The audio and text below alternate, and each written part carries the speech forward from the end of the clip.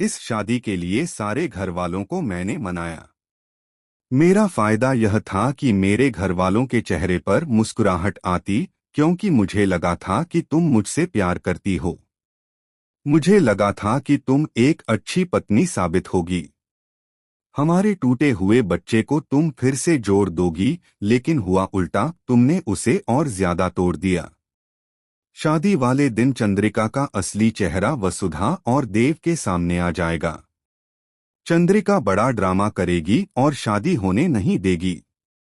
तो जी हाँ दोस्तों, वसुधा का आने वाला ट्विस्ट बहुत ही इंटरेस्टिंग होने वाला है, जहां आपको देखने को मिलेगा कि अब चंद्रिका नई चाल चलने वाली है वसुधा के खिलाफ। अब वसुधा समझ चुकी है कि देव और उसकी शादी न होने के पीछे कारण सिर्फ चंद्रिका है। चंद्रिका जानती है कि देव अपने बेटे की तरह वसुधा से बहुत प्यार करता है। जब पंडित जी साफ साफ कहेंगे कि देव की कुंडली में उसकी शादी गरीब घर की लड़की से ही लिखी है और वह लड़की इसी घर से ताल्लुक रखती है, तब भी चंद्रिका यकीन करने को तैयार नहीं होगी।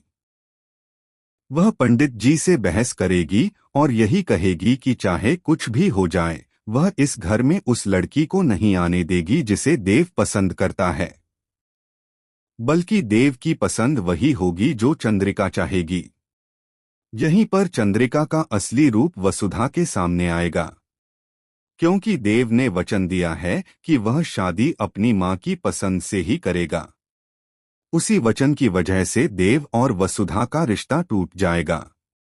फाइनली चंद्रिका कहती हुई नजर आएगी कि वसुधा की शादी सिर्फ एक ढोंग थी, एक नाटक था, क्योंकि वह जानती है कि वसुधा देव के लिए अशुभ है और इस परिवार के लिए भी शुभ नहीं है।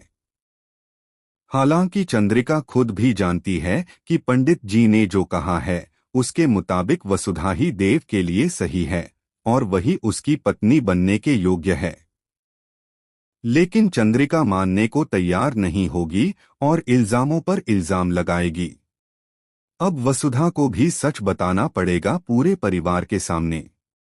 वह बताएगी कि सच यह नहीं है कि वह देव के लिए नहीं बनी, बल्कि असलियत यह है कि मासा यानी देवी हुकुम खुद नहीं चाहती कि उनके बेटे की जिंदगी बचे, इसलिए वह यह खेल खेल रही हैं। क्योंकि सच यह है कि देवसा उनका असली बेटा है ही नहीं। अब बहुत ही इंटरेस्टिंग और मजेदार मोड़ आने वाला है। वसुधा ही देव की जिंदगी और इस परिवार को बचाने वाली है। वह यह बड़ा सच उजागर करेगी कि चंद्रिका कितना बड़ा राज छुपा रही है। अब देखना दिलचस्प होगा कि जब चंद्रिका और वसुधा आमने सामने आएंगी तो किसकी जीत होगी। क्या सच खुलने के बाद देव और वसुधा की शादी हो पाएगी? तो दोस्तों, आप कितने एक्साइटेड हैं इस जबरदस्त ट्विस्ट को देखने के लिए? हमें कमेंट करें और शेयर करें। क्या आप चाहते हैं कि जल्द से जल्द यह खुलासा हो कि चंद्रिका ही सबसे बड़ी विलेन है और शादी रुकवाने के पीछे उसी की सबसे बड़ी चाल है?